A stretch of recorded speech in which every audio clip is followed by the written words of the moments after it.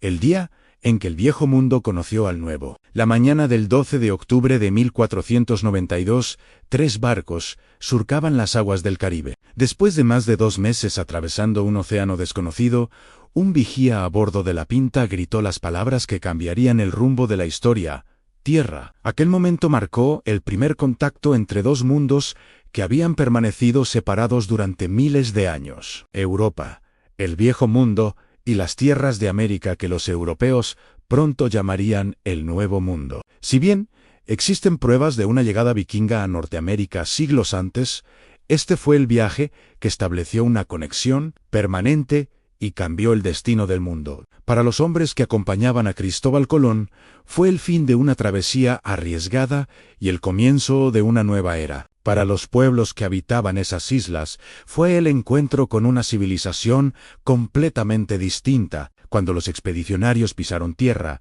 se encontraron con sociedades organizadas, con costumbres, lenguas y creencias propias. Los taínos los recibieron con curiosidad, sin imaginar las transformaciones que aquel contacto traería. La más inmediata y devastadora fue un choque biológico invisible. Los europeos, sin saberlo y sin intención, portaban enfermedades como la viruela y el sarampión, para las que los pueblos nativos no tenían defensas, causando un colapso demográfico masivo en las décadas siguientes. Los europeos, por su parte, llegaron movidos por el deseo de explorar, comerciar y expandir su influencia, siguiendo el espíritu de su tiempo: descubrir, conquistar y evangelizar. Este proyecto implicó el sometimiento de los grandes imperios y la implantación de un sistema de gobierno con autoridades designadas desde la península. En el plano espiritual, la evangelización fue una prioridad, lo que llevó a un esfuerzo monumental por parte de los frailes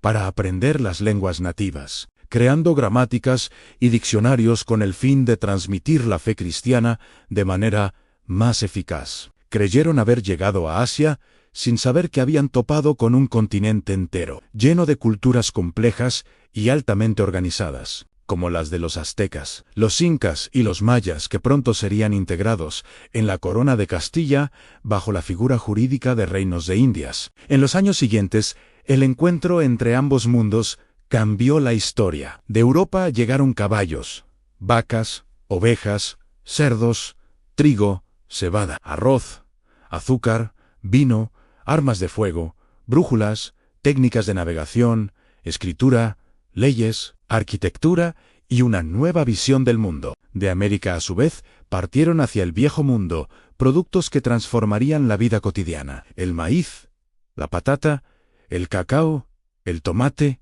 el tabaco, la vainilla y el pimiento. Fue un intercambio desigual, pero decisivo. Nacía la primera conexión global de la humanidad. Los océanos dejaron de ser barreras y se convirtieron en caminos. Las rutas comerciales, las misiones religiosas y las expediciones científicas unieron por primera vez los destinos de continentes enteros. De ese encuentro surgirían imperios, nuevas lenguas, mezclas culturales y avances tecnológicos, junto con conflictos que marcarían los siglos por venir. Estas mezclas culturales dieron lugar a un profundo sincretismo. Lejos de ser un simple reemplazo, la cultura hispánica y las originarias se entrelazaron. Deidades prehispánicas se fusionaron con el santoral católico. Ingredientes de ambos mundos crearon una gastronomía mestiza y el arte incorporó motivos indígenas en las iglesias barrocas. Cuando el viejo mundo conoció al nuevo, el mundo cambió para siempre.